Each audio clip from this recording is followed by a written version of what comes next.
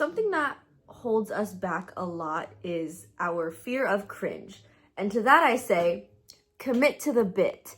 Now, what does commit to the bit even mean? It means you have an idea and you have unwavering dedication to that idea despite how absurd or silly or whatever the circumstances become, right?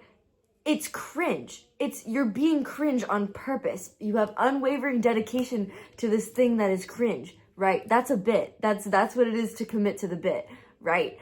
A lot of times we as artists have really good ideas that pop into our head, but we don't see them through because we're like, oh, no one's gonna like that, or oh, that's kind of cringe. It's not really no one cares about that. Oh, people are gonna make fun of me for wanting to do this thing. It's a bit. Just treat it like a bit. It's not serious. It's unserious. It doesn't have to be serious. It doesn't have to be perfect, because once you start taking yourself super seriously, you fall into that pit of perfectionism and then you never actually get anything done. No one ever got anywhere without being a little cringe. Think of any of your artistic inspirational idols, anyone who you take a lot of inspiration from in whatever your craft is. Do you think nobody thought that they were cringe when they first started out? Do you think that they took themselves 100% seriously when they first started out? Do you think they never made a mistake? Do you think they never made something that was shitty and stupid that they never shared with the world? Don't be afraid to look stupid. And besides, what the hell even is cringe? Cringe is literally, the idea of cringe is just a weapon created by people who are too insecure to ever make something themselves. And they're completely intimidated by people who are 100% fully authentically themselves. That's where the word cringe comes from. That's where the idea of cringe comes from. It's just people projecting their insecurities onto you because they don't like that you're able to just be 100% unique and yourself and authentic, and they don't know how to do that. So why would you listen to them? Why would you listen to somebody who's not even capable of being an individual because they live in some kind of crazy hive mind where they've been conditioned to think that any form of uniqueness is cringe? That doesn't make any sense. Why would you listen to them? The people who can't appreciate the bit and the commitment to the bit, they're not your people. If you're trying to do this thing and your friends are the ones that are telling you that's cringe, you shouldn't do that, you need to check the people that you're surrounding yourself with. You need to do a good reevaluation of who your friends are, because that's cringe. Somebody not somebody who calls you their friend, not encouraging you to be your authentic self, that's cringe.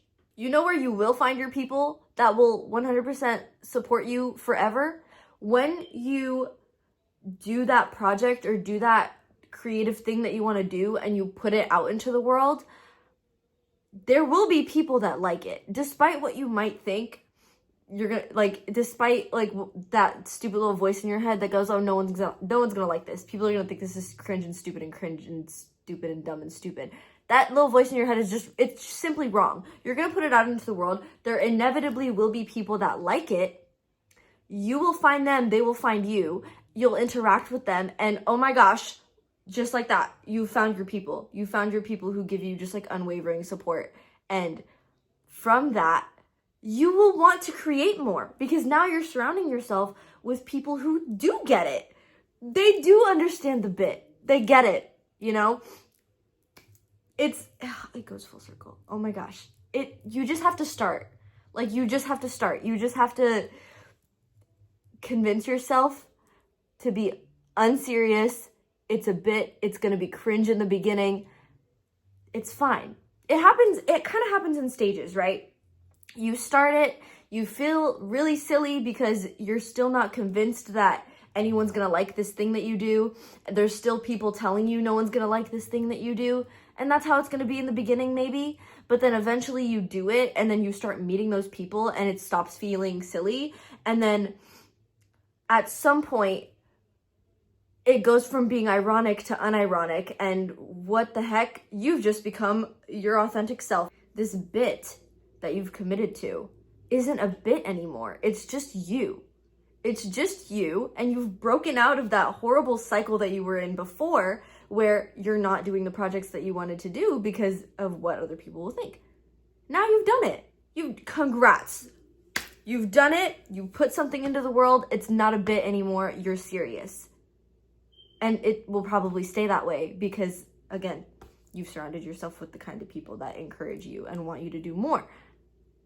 You'll become addicted to the results. That's how consistency works, is that you're consistent, you see results, and those results are phenomenal. They're awesome. Results are so great. Like, you get your results, you see them, and then you might not be completely satisfied with them, but then you look back at where you were before, and it's like, whoa.